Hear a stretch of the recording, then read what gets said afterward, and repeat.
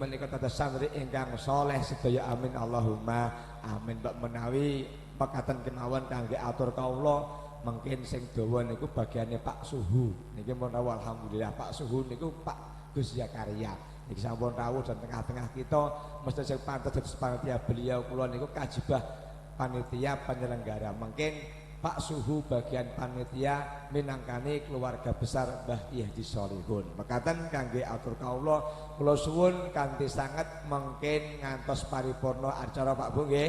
Mungkin badhe Pak Suhu wonten waosan tahlil mangke Pak Yai Abdul Rahim ingkang mimpin tahlil mangke khusus kangge Mbah Yahdi Sholihun lan umum kangge Bapak Ibu Mbah kula panjenengan ingkang sumare wonten alam barzah. Nggih ta nggih. Mungkin jenengan mboten nate ndongakno bareng-bareng kados dalu menika ya ndonga tapi ten griya dhewe nggih to. Malam Jumat langgar sing budal bareng ya kenek udan ya sae tapi niki alhamdulillah muga-muga donga wong sak menten kathah sesarenipun Allah sehingga dikabulaken sedaya ahli kubur kula panjenengan yang sumare wonten alam barzah pinaringan nikmat kubur pinaringan maghfirah saha rahmah dipun panggenaken wonten raudhatan min riyadhil jinan amin Allahumma amin. Cekap semanten wal afu minkum. Assalamualaikum warahmatullahi wabarakatuh. Injih matur sembah nuwun sambutan dari panitia ingkang sampun kaaturaken dening panjenenganipun Bapak Kiai Maskur paripurna kalis ing Orobodo. Baik Bapak Ibu hadirin wal hadirat rahimakumullah, duka padicara salajengipun sambutan dari keluarga ingkang badhe kaaturaken dening panjenenganipun Gus Zakaria. Kepada beliau waktu dan tempat saya persilahkan. Sumangga.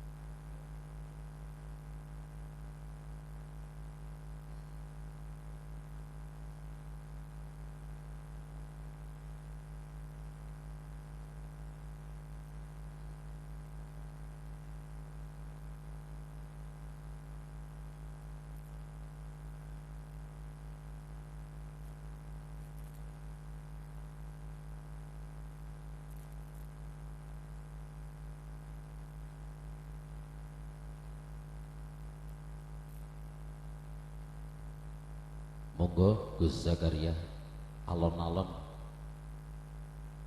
lunyu. Inji. Waalaikumsalam.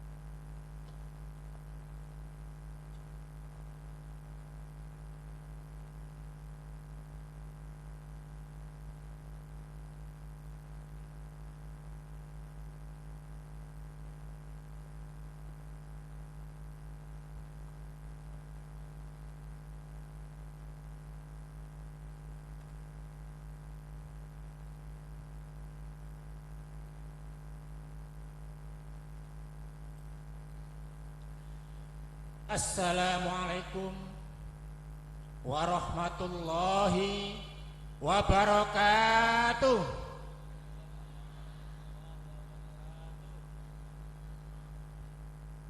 Alhamdulillahi rabbil alamin. Asyhadu an la ilaha illallah wa asyhadu anna Muhammadan abduhu wa rasuluh. La ilaha illallah wahdahu la syarikalah Lahul mulku wa lahul hamdu yuhyi wa yumitu wa huwa ala kulli syai'in qadir. Allahumma sholli wa sallim wa barik ala sayyidina wa maulana Muhammadin abdika wa rasulika nabil ummi wa ala alihi wa sahbihi wa dzurriyyatihi wa kullu man tabi'ahum bi ihsan ila yaumil siratil mustaqim. Amma ba'd. Para hadirin hadirat rahimakumullah, sedaya kemawon tanpa kecuali, tanpa perbedaan, sedaya yang terhormat. Bahasa Arabipun al-mukarram. Alhamdulillah, di malam ini saya diberi kesempatan untuk mewakili keluarga besar Mbah Kakung kandung saya, yaitu Mbah Kiai Haji Abdullah Afandi Zainal Ma'arif Sholihun, biasa dipanggil Mbah Sholihun. Saderengipun saya menyampaikan unek-unek sebagai wakil keluarga. Sebelumnya dan sesudahnya hanya mohon maaf yang sebesar-besarnya. Saya tidak terlalu banyak protokoler kepada ini kepada itu, mboten, langsung repesan kemawon. Yang terpenting hormat saya benar-benar hormat, lahir batos donya akhirah, sesuai dengan kadar kehormatan di antara kita masing-masing. Yang jelas kita semuanya Bani Adam dan Hawa alaihimassalam. Terima kasih para pasukan yang datang dari pihak panitia yang telah berjuang sedemikian rupa dengan komandan utama Bapak Kiai Maskur, dengan jurus pendekarnya sat wat. Alhamdulillah, meskipun ini hujan turun, kita bisa berkumpul bersama-sama. Kita niati siapapun yang berbicara di sini, siapapun yang panjenengan lihat, apapun yang panjenengan lihat, apapun yang panjenengan rasakan, kita niatnya dalam rangka ibadah kepada Allah Subhanahu wa ta'ala, dengan niat mencari ilmu yang manfaat, barokah lahir batos donya akhirah. Kalau tahun yang lalu saya menyampaikan kisah singkat tentang asal usul Mbah Kiai Haji Sholihun, di mana beliau sebenarnya masih putra asli Kabupaten Tuban. Cuma atas kehendak Allah ditakdirkan harus melewati garis-garis leluhur lewat Keraton Demak Bintoro, Pajang Joko Tingkiran, Kasunanan Pakubuwonan Surakarta Solo, melewati dulu Sultan Hamengkubuwonoan Yogyakarta, dan sekaligus dua kadipaten yang menyertainya, yaitu Kadipaten Mangkunegaran dan Pakualaman. Dari sanalah beliau berasal, yang dilahirkan di Desa Merden, Kecamatan Purwanegara, Kabupaten Banjarnegara. Kalau dari sini lewat Magelang dulu, yaitu Provinsi Jawa Tengah. Untuk saat ini saya tidak menyampaikan lagi tentang kisah beliau. Yang ingin saya sampaikan, kenapa 2 tahun sebelumnya saya tidak tampil di sini, hanya gambarnya saja, titip gambar. Itu perwakilan diri saya, karena saya betul-betul melindungi ibunda saya yang sedang keras sampai hari ini. Karena siang malam saya sering bersentuhan dengan ibu, otomatis tubuh saya, jiwa raga harus steril. Apalagi di waktu itu masa-masa COVID sedang mengganas sedunia. Tapi alhamdulillah sekarang sudah, insya Allah sudah hilang. Alhamdulillahi rabbil alamin. Lah, Di samping itu gambar itu punya maksud, seandainya ada yang protes, sopo sing ngongkon holnya beliau ini kok wani-wani nih ngeholi beliau yang sudah berpuluh-puluh tahun nggak pernah diholi. Nah, saya gampang saja tunjukkan gambarnya, itu orangnya. Kasih kurang yakin, boleh datang ke rumahnya. Bukan diajak untuk berantem, boten, debat sampai elek boten, tapi saya siap menjelaskan secara syar'i. Insya Allah hal ini tidak melanggar hukum Islam, alias diperbolehkan, hukumnya mubah. Adapun ada tausiah, ada bacaan-bacaan dzikir, misalnya la ilaha illallah dan seterusnya, termasuk sholawatan, itu nanti termasuk ceramah nanti, itu bisa dikatakan masuk amaliyah yang tergolong sunnah. Insya Allah pahalanya luar biasa. 2 malam setelah acara selesai, alhamdulillah apa yang saya prediksi benar-benar terjadi. Saya langsung dijabri oleh Pak Lek kandung saya, yang intinya mempertanyakan, panggil saya kan ya Zakaria, tapi panggilan kerennya Suhu, huruf besar semua, nggak boleh kecil. Kalau kecil suaranya beda, cempreng mangkrik. Dan banyak penafsirannya, yang jelas pakai huruf besar semua. Ya, opo bener mbah kakungmu diholi? Ya langsung saja jawab, inggih leres Pak Le. Duh, ngene ya, tolong bukakno induk kitab hadis Imam Turmudi. Niate wong ku apik, tujuane ku apik, tapi padha karo ngalungi geni neraka nang gone kakungmu. Apa tega? Palikmu ora maido, tujuannya baik, tapi dengan acara itu padha karo ngalungi geni. Lah berhubung saya sendiri sudah punya jawaban, ya saya ambil. Lalu setelah itu benar-benar saya buka kitabnya itu. Dan alhamdulillah malam ini saya bawa kitab aslinya. Saya lihat khusus bab jenazah saja, bab mayit itu ada 70 halaman kitab gundul. Biasa disebut dengan istilah kitab kuning. Saya ini pinter ngaji, nggih mboten, goblok ben blok nggih mboten. Nggih, kemampu nggih dereng. Mentalada tasik pencit ngoten nika nggih mboten, nggih toko asmanipun. Nah, setelah saya baca sampai 3 kali, isinya itu ada 77 bab. Dari 70 halaman tadi, juz yang kedua, alias jilid yang kedua. Sahih Tirmidzi ini ada 4 jilid, 4 juz. Lah ini ada di jilid yang kedua, juz yang kedua. Lalu saya perhatikan seret, bolak-balik. Oh, enggak ada kata-kata yang seperti itu, podo karo ngalungi geni itu loh, tidak ada.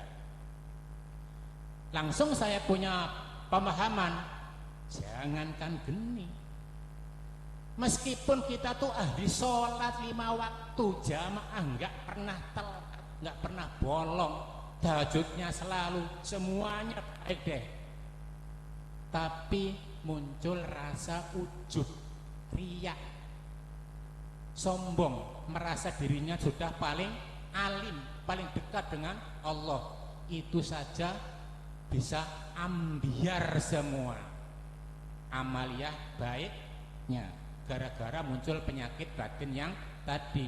Kalau cuma geni masih kecil, ini lebih dari itu. Akhirnya dari sekian pembahasan 77 bab tadi, saya tangkap ada bagian-bagian yang memang dilarang keras, jangan dilakukan ketika orang sudah meninggal dunia, entah baru saja maupun sudah puluhan tahun. Lah, dalam hal ini kalau saya tangkap yang pertama, larangan dari Kanjeng Nabi enggak boleh untuk menampar-nampar pipi kanan dan kiri dengan tujuan betul-betul menangis sangat sedih, bahkan berlebihan kayak orang-orang Syiah, tubuhnya dilukai dengan senjata tajam sampai berdarah-darah, katanya bela sungkawa terhadap keturunan Kanjeng Nabi, yaitu pembantaian rombongan Sayyidina Husain di Padang Bala. Ini enggak sampai seperti itu. Oh, enggak masalah ini. Tapi yang jelas toh khol Mbah Kakung Solehun tidak ada tampar-tampar pipi, pakai tangan kosong maupun pakai senjata kelas berat. Yang kedua, tangkap larangan Kanjeng Nabi ketika ada mayit, berarti orang sudah meninggal, dilarang menangisi. Loh, Pak, nangis itu kan otomatis, Pak. Nah, di sini boleh nangis, tapi cukup di hati. Brebes mili boleh, keluar air mata boleh, tapi bersuara keras, apalagi sampai meraung-raung, bergulung-gulung di bawah pohon pisang sampai kecemplung jumlang, lah ini yang tidak boleh. Nah, kalau Mbah Kakung kan tidak ada yang seperti itu. Oh, berarti halal, berarti tidak haram, tidak subhat, tidak makruh. Terus yang ketiga, kirang jelas. Matur nuwun, lahir batos dunya akhirat. Yang ketiga, larangan berdoa dengan model doa jahiliyah. Di zaman jahiliyah dulu ketika Nabi Muhammad belum menjadi Nabiullah Rasulullah dengan risalah agama Islam, orang-orang Quraisy kalau berdoa kepada Allah kan pasti menyebut Tuhan-Tuhan berhalanya. Lah ini wong 100% nyebut nama Allah kok. Bagaimana mungkin kholnya Mbah Kakung ini hukumnya mardudun, tertolak, boten halal. Nah, berarti tidak tergolong berdoa model jahiliyah, boten. Lah, di acara khol beliau ini sejujurnya saya sampaikan ke panjenengan, jangan salah paham. Jikalau kita hanya mendoakan Mbah Kakung saja, meskipun tuh Mbah Kakung kandung saya sangat keberatan, tidak mau. Lebih baik tidak usah khol-kholan kalau doanya hanya ditujukan kepada Mbah Kakung saya. Loh, lalu ditujukan kepada siapa? Ya semuanya. Ngapain? Sekalian deh. Toh mendoakan tidak membayar alias gratis. Nah, jadi dalam acara khol ini memang khol beliau itu sebagai ikonnya, bintangnya, setarnya, berlindung di balik acara Isra Mi'raj Nabi Muhammad Shallallahu Alaihi Wasallam dengan intisari perintah sholat 5 waktu. Nah, insya Allah ini acara yang benar-benar barokah lahir batos donya akhirah. Karena itu kita mampu mengadakan acara khol, sholat wajib tidak boleh ketinggalan. Terutama untuk panitia saya pesan, jangan gara-gara ada acara seperti ini, acara mauludan dan seterusnya, lalu alasan capek meninggalkan sholat subuh dan lain sebagainya. Meskipun sebentar sempatkan, karena ini jauh lebih wajib dari acara-acara semacam ini. Terus yang keempat yang saya tangkap dari tadi itu, Di situ ada perintah Kanjeng Nabi, ketika ada orang meninggal, maka tolong buatkan makanan kepada keluarga yang meninggal tadi. Loh, kenapa? Karena mereka sedang mengalami kesusahan, kesedihan yang luar biasa. Apalagi bila mana yang meninggal itu orangnya tergolong fakir miskin. Lah, kita sebaiknya mengupayakan tetangga kiri kanan ketika ada yang meninggal itu membuatkan makanan minuman kepada yang meninggal. Kalau toh nanti ada malam kedua, ketiga, keempat, ketujuh, 40 dan seterusnya, nah itu pun tolong diupayakan tetangga kiri kanan ikut membantu memasakkan. Bahkan kalau bisa kita bantu dana meskipun tidak besar. Nyelameti orang tua kita, keluarga kita yang meninggal tidak harus mewah. Sederhana enggak masalah. Yang penting kan doanya. Makanan minuman suguhan buat yang hidup. Orang yang sudah kapundhut masa disuguhi makanan minuman nggih mboten. Jadi makan minuman hormat tamunya, diniati sedekah untuk yang meninggal dunia tadi. Lah, itu bagian dari hasil didikan orang tua kita atau keluarga kita. Kita ini tergolong anak-anak yang soleh. Lah, seandainya orang itu kaya raya gimana Pak? Orang meninggal kan macam-macam kondisinya. Loh, kalau orang kaya raya ya dibantu ya malah baik, gak dibantu ya kok tega meskipun kaya. Ketika ada yang meninggal, kita pun jangan pilih-pilih. Ketika yang meninggal itu orangnya kaya raya, yang datang sak Kabupaten Tuban. Begitu yang meninggal orangnya fakir miskin, yang datang cuma 3 orang misalnya. Mergo jarene suguhane orang renes. Ora ana duit selawatan. Nek wong sugih minimal ku 1 juta rupiah sange sugih kok. Nah, orang yang fakir miskin paling cuma apem siji, gedang ulin cilik kayak siji, terus iki minuman klub misalnya siji, sapa maneh siji, kocor siji. Nah, jangan dipaedo. Memang kondisi seperti itu. Nah, perlu dibawakan makanan. Engko disantap bareng-bareng, tambah matoh, tambah sae. Jangan diwalik-walik.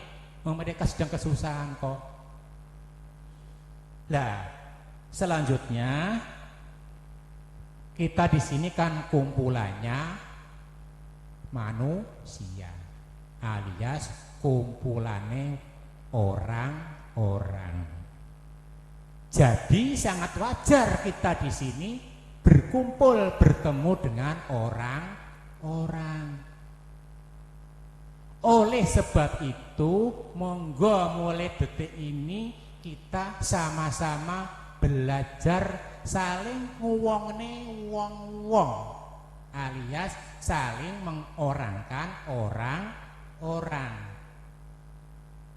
Kita nggak usah gila hormat. Itu pimpinan kita sadar itu pimpinan, kita wajib hormat memang. Jangankan pimpinan, ke orang yang paling gembel sekalipun kita tetap hormat, tetap menghargai. Tapi mungkin cara memperlakukannya, cara hormatnya ya beda. Yang penting jangan lebay-lebay ajalah. Nah, bila mana kita nggak mampu mengorangkan orang-orang, maka status kita sebagai orang-orang itu dipertanyakan. Sakjane kita ini kelompok bangsa orang-orang atau bukan.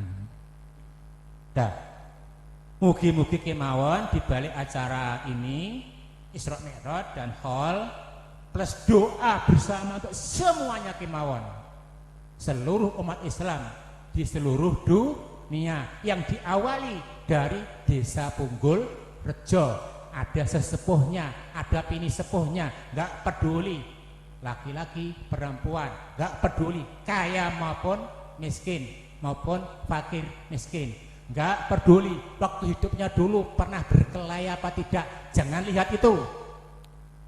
Setiap orang pasti pernah berbuat salah, tapi ojo digawe dawa. Kenapa? Mudah-mudahan kita besok bisa masuk surga. Yang penting kita ini bisa masuk surga, meskipun hanya sebatas emperan. Lah wong emperane swarga menika menurut dawuh Kanjeng Nabi, emperane swarga sing paling ndek, nomor 7 paling ngendek, itu luasnya 10 kali lipat bumi yang kita tempati ini. Dipek dhewe, dinggoni dhewe. Lho Pak, piye carane nek nggoni Pak sak menambane Pak?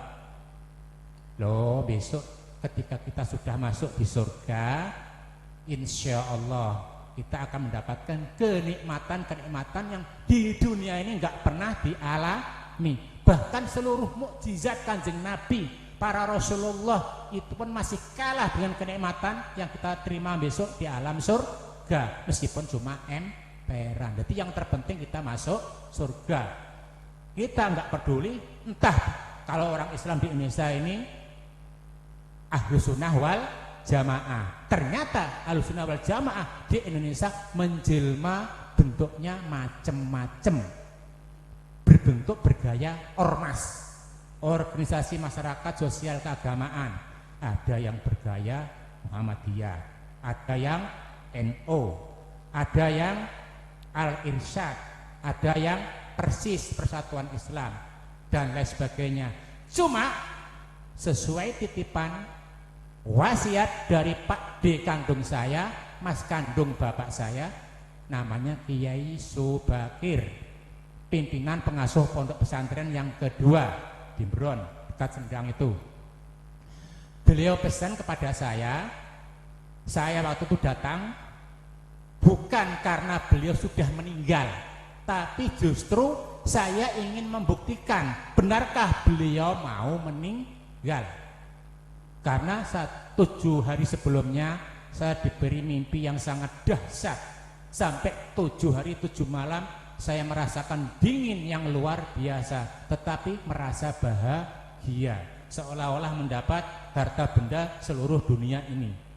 Lah, ternyata saya mendapat wasiat dari beliau, yaitu yang intinya wong Islam sak donya iku ngono, sumber hukum asline padha wae, Quran dan hadis. Kalau toh ada ijma, ada qiyas dan lain sebagainya. Lah wong ijma, qiyas dan lain-lain kan tetap tunduk pada Al-Qur'an, pada hadis. Lah ngono digawe pertentangan yang sangat hebat, rugi dhewe awake. Lah awakmu teko mrene, aku titip iki, tolong kamu lakukan. Hei Zakaria, terserah Pak Demu, Pak Yai Subakir, nyuwun nang awakmu 4 ini. Jangan keluar dari 4 pilihan. Dari 4 ini terserah mana yang kamu sukai, kamu pilih, monggo. Tapi saya minta jadilah orang Islam yang tengah-tengah. Boleh fanatik, tapi gak boleh fanatik buta, gak boleh konyol, gak boleh top markotop paling bener ahli swarga, orang lain kafir semua, ahli neraka semua. Jangan seperti itu. Apa permintaan Pak D saya? 1, jikalau kamu ingin model Muhammadiyah, monggo, tapi kau mau panyuwunku. Kepingin model NU, monggo, iku hak kamu, tapi penyuwunku podo persis. Yang ketiga, Persis, Persatuan Islam. Kok kamu pilih, nggak milih NU, nggak milih Muhammadiyah, monggo, itu hak kamu. Tapi permintaan saya persis seperti tadi. Yang terakhir, Al-Irsyad, monggo. Mana yang kamu pilih, terserah. Pak D hanya bisa mendoakan, hanya bisa merestui. Jangan keluar dari 4 pilihan ini. Nek awakmu keluar dari 4 pilihan ini, insya Allah dadine wong Islam Indonesia isinya cuma tukaran wae. Perkataan ini terjadi tahun 1992 yang lampau. Penduangu. Malam ini beliau masih hidup. Jam 1 malam masuk rumah sakit Tuban. Jam 1 malam lagi beliau kapundhut. Padahal besoknya pagi harus ngimami sholat Idul Adha teng KUD ngriku zaman riyin. Orang-orang belum tahu kalau itu mau meninggal, tapi orang saya sudah diberitahu oleh Allah, diberi bocoran dulu, ya otomatis sudah tahu. Seandainya enggak diberitahu, ya enggak tahu. Seandainya enggak diberi tahu seperti itu, saya enggak akan pulang. Wong saya pulang dalam rangka membuktikan mimpi saya. Ini dari malaikat utusannya Allah ataukah dari syaitonir rajim, iblis lanatullah. Tapi alhamdulillah benar-benar datang dari Allah. Apa isi wasiat tadi? Itu tadi intinya yang dipesankan ke saya, titip 3 ayat. Yang pertama surah An-Nisa ayat 59. Monggo nanti dibuka. Saya enggak ngomong sekarang, tidak bisa 40 hari 40 malam enggak selesai nanti. Yang kedua surat Al-An'am ayat 153 sama, monggo dibuka di rumah nanti. Dan yang terakhir beliau titip wasiat surat Ali Imran ayat 103. Ketiganya ini saling terkait. Ini menggambarkan kondisi umat Islam yang terpecah-pecah bermacam-macam golongan. Yang NU monggo, tapi aja kaku-kaku. Ya Muhammadiyah ya ngono, ya aja kaku-kaku. Persis ya aja kaku-kaku.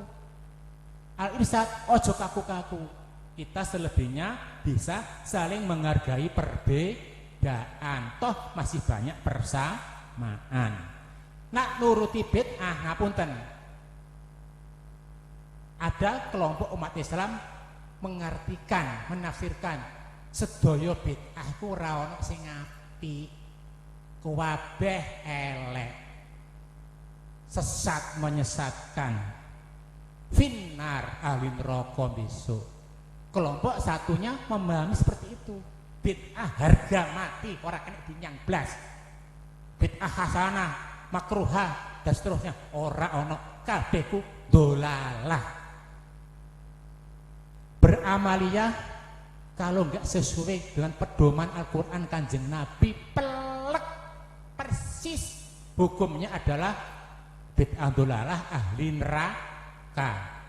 Nanti dulu.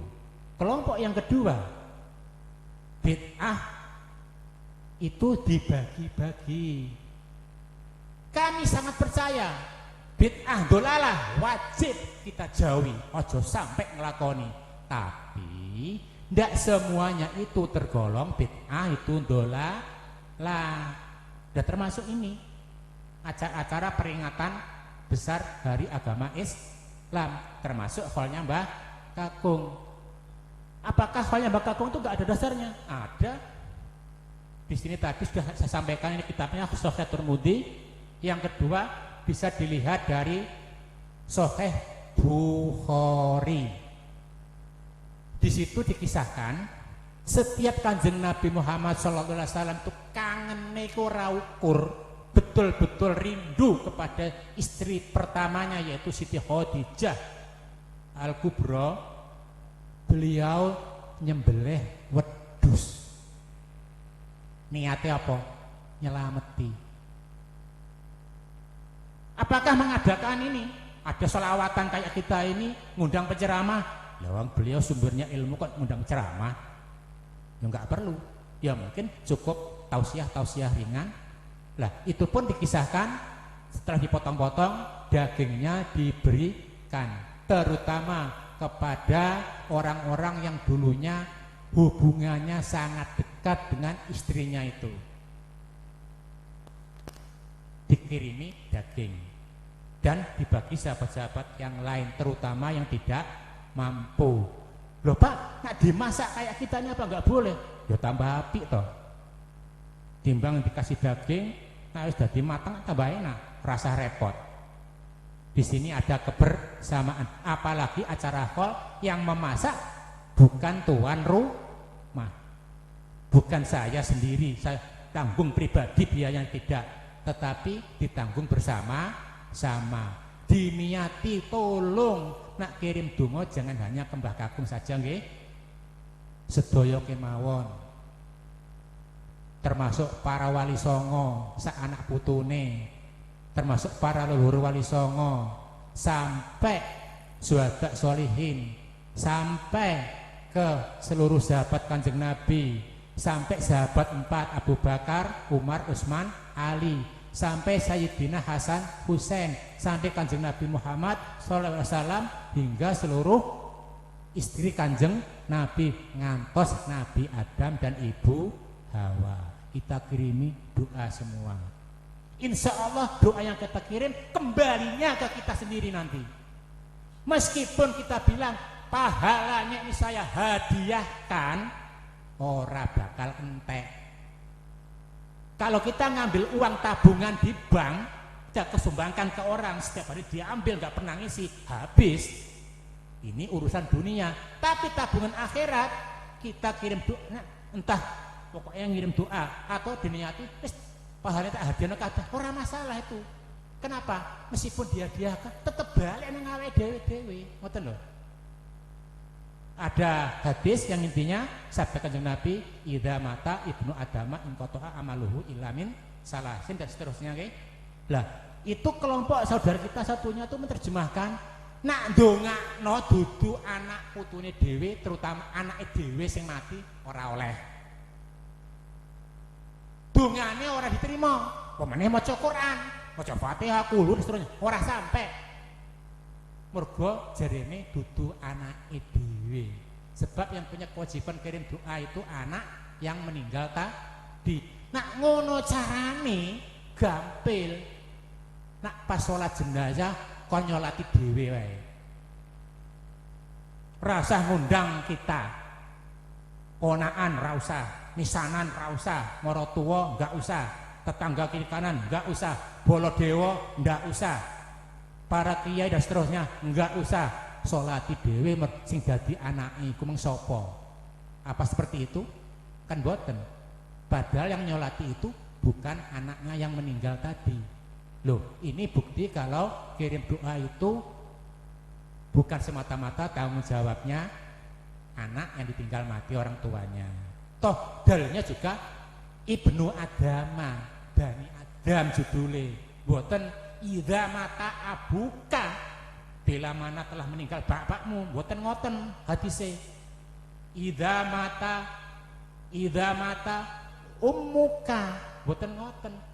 Bila mana telah meninggal ibumu, mboten ngoten, mboten. Tapi Bani Adam umum. Nah, makanya disolati tetangga kiri kanan kita, hadir tolan dan seterusnya.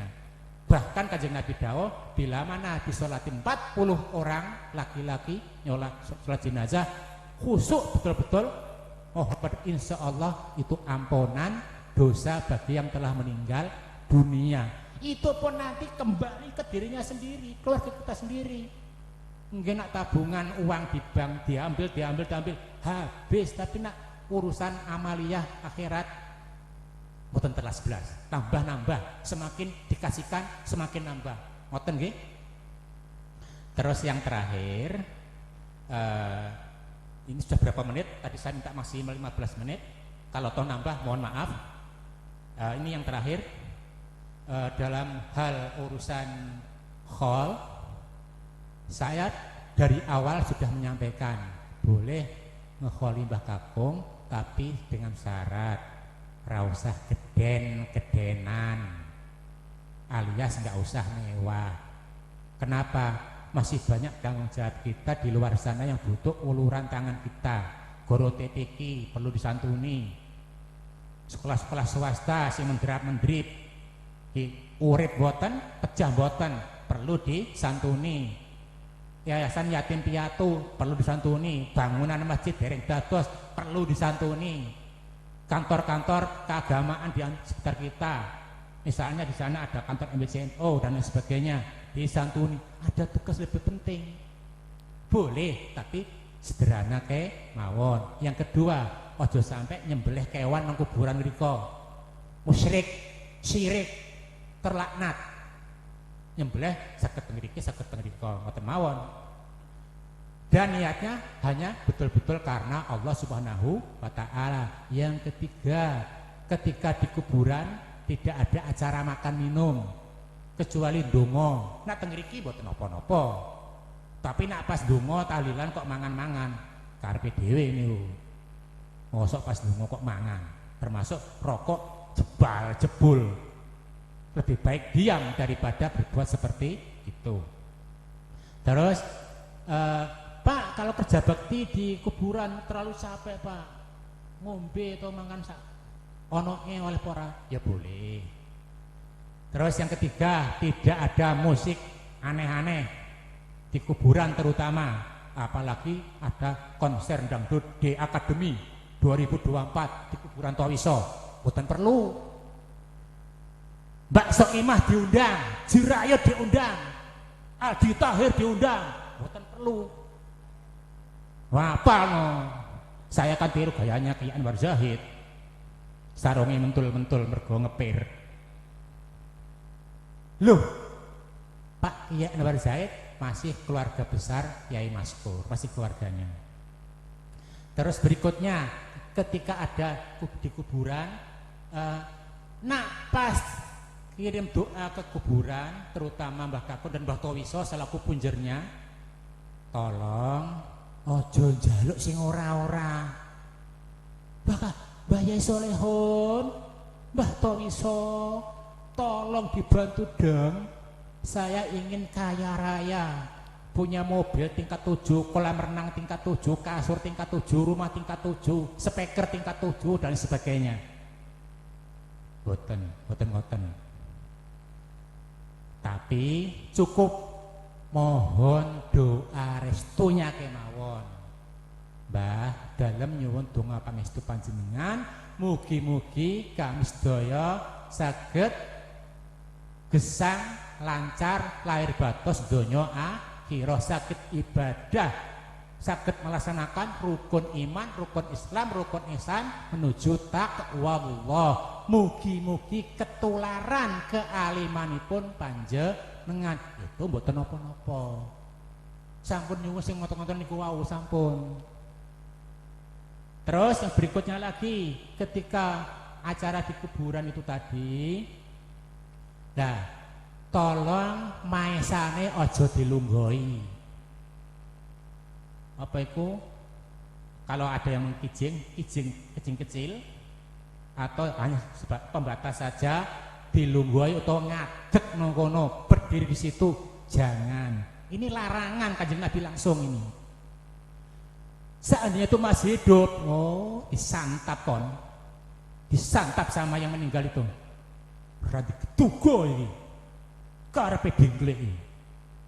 Anak wong tua nih kini ngadeg nih kini. Pemana kalau rokokan jedus nih kini. Nah, boten.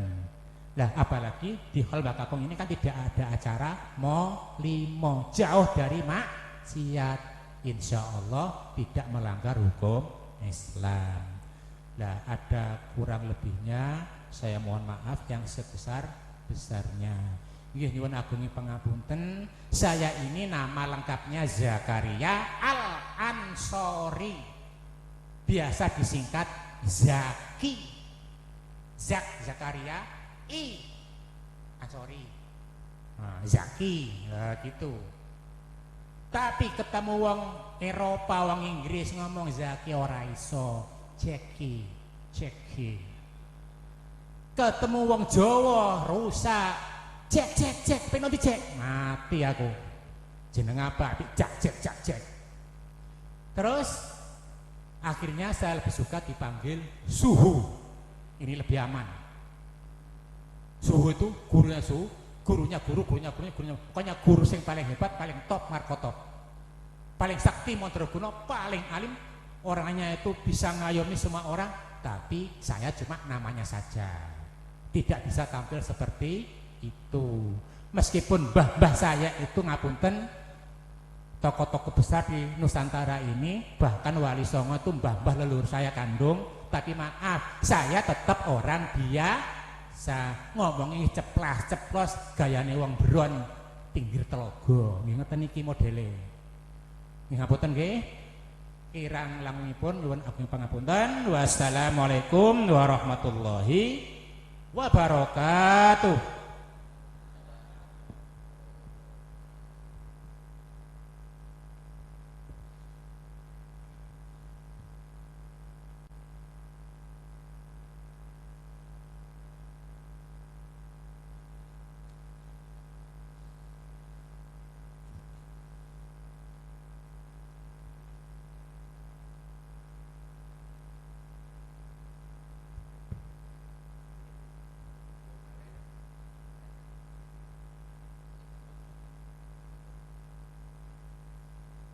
Inggih matur sembah nuwun kanthi cetha gamblang sambutan saking keluarga ingkang sampun kaaturaken dening panjenenganipun Gus Zakaria dengan panggilan yang identik Suhu ngaten nggih. Nggih. Baik Bapak Ibu hadirin wal hadirat rahimakumullah, duka padicara salajengipun yuk waosan tahlil sesarengan panjenenganipun Bapak Kiai Rohim kula suwun wekdal sasoro panggahan kawula sumanggaake sumangga.